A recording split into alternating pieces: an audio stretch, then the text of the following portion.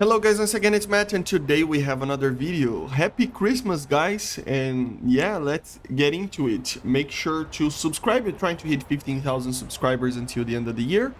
Also, thank you all the members and patrons, and let's get into it. So today we're going to talk a little bit about the British tornado, the Tornado GR1.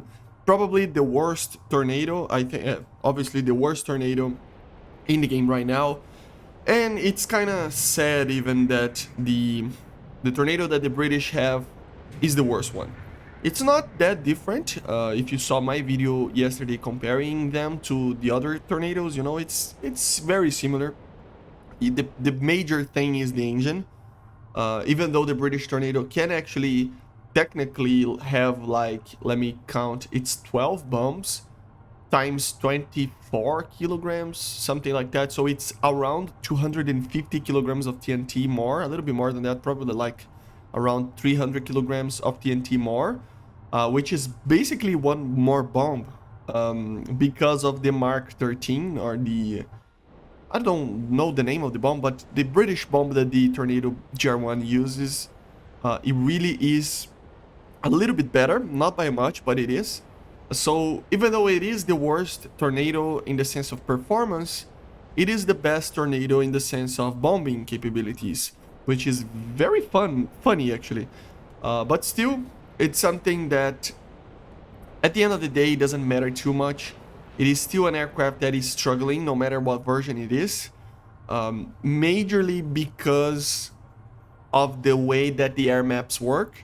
So yeah, obviously this is a bomber, low altitude interdictor striker bomber, and with that in mind, if you use it as a fighter, it will be bad. That's just it. Obviously it's not the ADV, so yeah, of course it's going to be bad. It's made for just bombing targets, flying low, doing kind of a cast. It can do casts with guided bombs and precision striking. So it's one of those, right? Even with that, it is still one of the more fun aircraft that was added. I'm going to say something kind of controversial.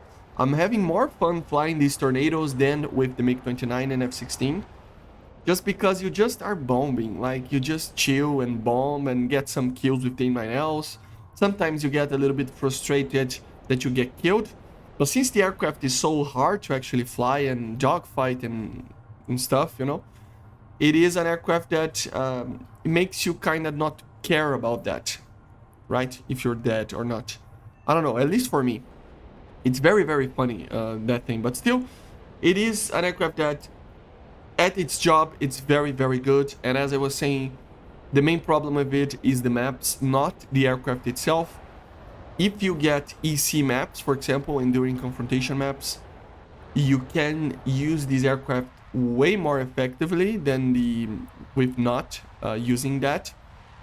So it is very, like, it depends on the map. Most of the maps you are just going to basically take off and try to find bases to destroy, or even try to find ground targets to destroy. And when you realize you are in the middle of furball with 4 missiles coming at you, and yeah. So it's an aircraft that you need to just play it chill, maybe like turn around and fly really away from the battle if it's the smaller maps. And with that, you have a chance of fighting. You still have to care about the Phoenixes and R27ERs and M7s of the life, right? But still, you will have a chance. I would say still try to fly low, as all tornadoes. In the normal air battles, I think it's the best thing ever to just fly low, use the bombs to get as many points as you can, bombing bases, and then go to hunt some unsuspected targets that don't know that you're there. The 9L is a very, very good missile, so you can get very easy 2 kills if you pay attention, and get you properly set up with the shot, right? Sometimes you will get shots, kills with the cannon.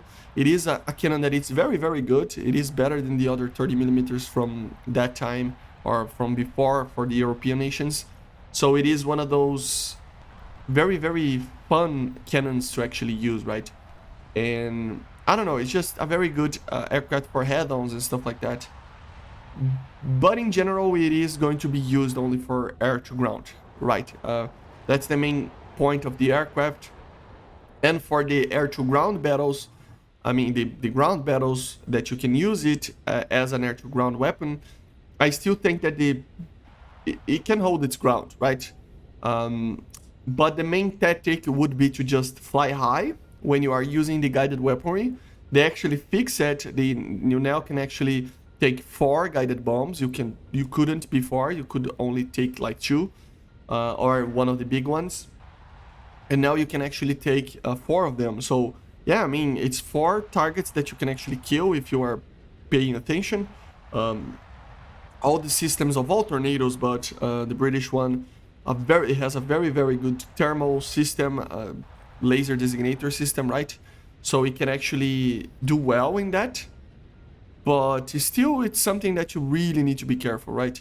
So yeah, it's problematic because an aircraft such as this will not be able to defeat any SAM missile, so or basically AA missile, right?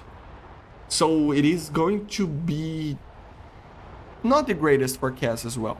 I think the major strong point on this aircraft is just flying low, bombs, and destroy bases. That's it, guys. Don't try to do anything else with this.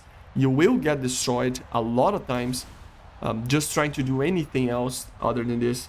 So yeah, it really is one of those aircraft, right?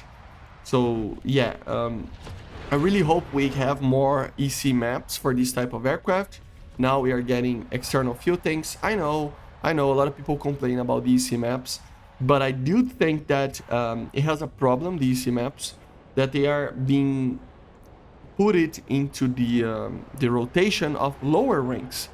And for higher ranks, for top tier, it's fine.